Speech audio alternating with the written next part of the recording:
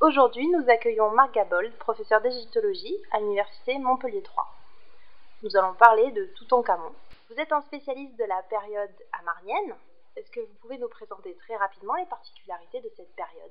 On appelle cette période la période amarnienne car le roi Amenhotep IV Akhenaton va fonder une nouvelle capitale dédiée en quelque sorte au culte de son dieu unique, à Tel El Amarna, qui se trouve à environ 450 km au sud du Caire. La période amarnienne, c'est une période assez courte en fait, qui a vu l'essor du premier monothéisme historique, à l'époque du roi Amenhotep IV Akhenaton, dont l'épouse était la belle Néfertiti, et dont l'enfant, le dernier enfant, est le roi Toutankhamon. Donc c'est une période intéressante, puisqu'on a l'essor de cette première religion avec un dieu unique exclusif. On a le plus beau trésor archéologique de l'Antiquité et un art absolument exquis, aussi bien en bas-relief qu'en sculpture qu'en orfèvrerie. Période courte comprend de nombreux noms connus, notamment Akhenaton et Toutankhamon. Des analyses ADN ont été menées. Quels ont été les résultats? L'ADN a été pratiqué sur des échantillons de plusieurs momies. Malheureusement, toutes les momies ne sont pas très bien identifiées. Mais parmi celles que l'on a analysées, il y a notamment une momie qui a été retrouvée dans une tombe de la vallée des rois, la tombe 55, et qui, d'après les textes du cercueil, est celle d'Amenhotep IV Akhenaton.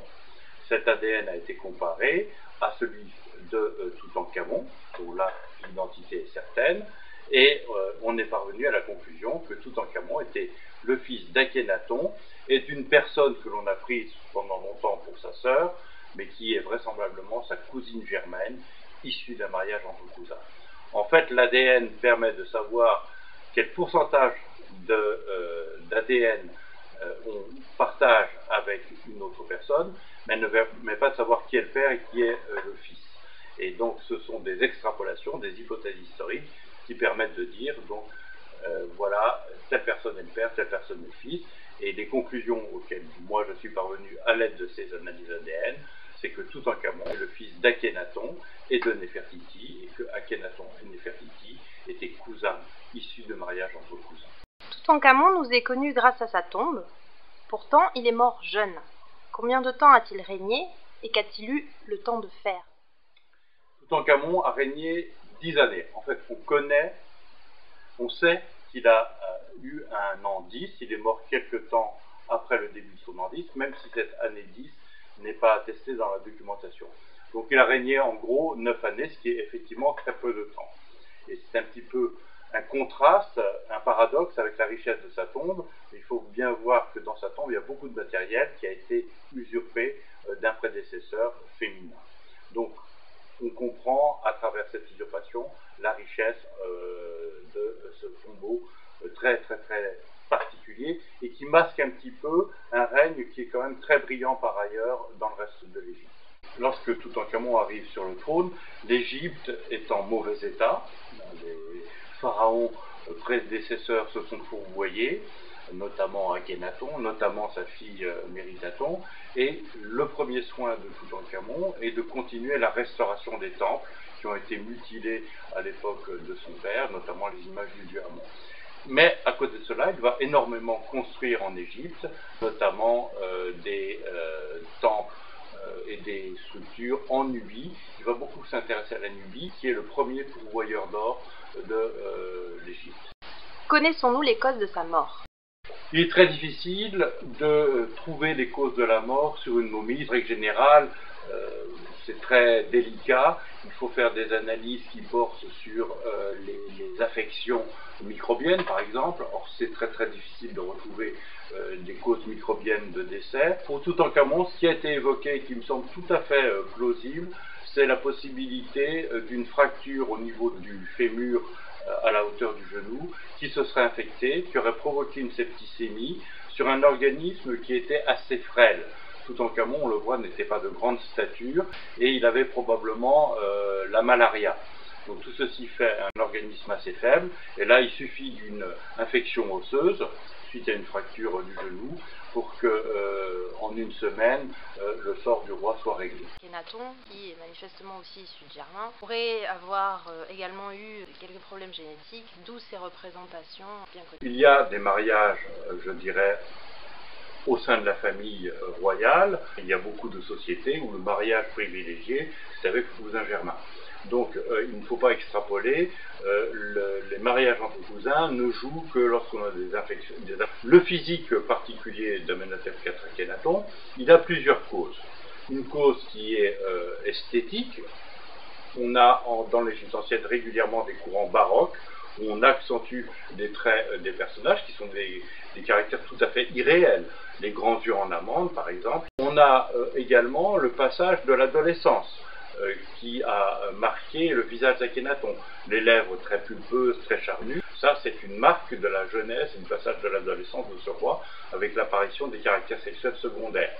On a également probablement un héritage de sa famille, avec un physique particulier, peut-être une affection que l'on appelle la maladie de Barré-Kersimons, qui est une répartition inégale des graisses entre la partie supérieure du corps et la partie inférieure. Mais ce qui a aussi joué énormément, c'est l'influence de la sculpture monumentale. En effet, à l'époque d'Akhenaton, on a représenté le roi sous forme colossale, des statues qui avaient à peu près 6 mètres de haut, et qui étaient faites pour être vues en contre-plongée. Et on s'aperçoit que les déformations apportées au corps du roi, cet allongement terrible des figures, notamment du visage, eh bien, étaient faits pour compenser, je dirais, la parallaxe, c'est-à-dire le fait que l'on voyait le visage du roi par en dessous. Et quand on s'amuse à réduire cette parallaxe, on voit qu'il a un visage à peu près normal. Le paradoxe, c'est que par la suite, ce caractère monumental du roi sur des statues qui avaient 6 mètres de haut, on l'a conservé pour des statues qui avaient 1 mètre de haut, pour en quelque sorte signaler le caractère monumental permanent du roi. Donc là intervient, je dirais, l'idéologie et l'esthétique au milieu d'un processus qui était au départ un processus simplement de correction d'une erreur de point de vue. Pour en revenir à Toutankhamon, de nombreuses analyses ont été réalisées récemment dans sa tombe afin de trouver une éventuelle chambre secrète. Les campagnes sont-elles toujours en cours et quels ont été les résultats? En fait, il y a eu une proposition d'un chercheur britannique qui, à travers l'étude des reliefs de la paroi, est arrivé à la conclusion qu'il y avait peut-être une chambre dissimulée derrière l'une des parois.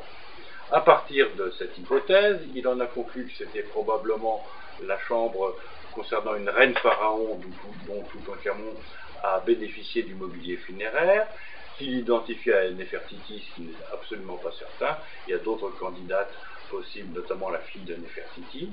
Et à partir de cela, on a fait des mesures dans cette tombe.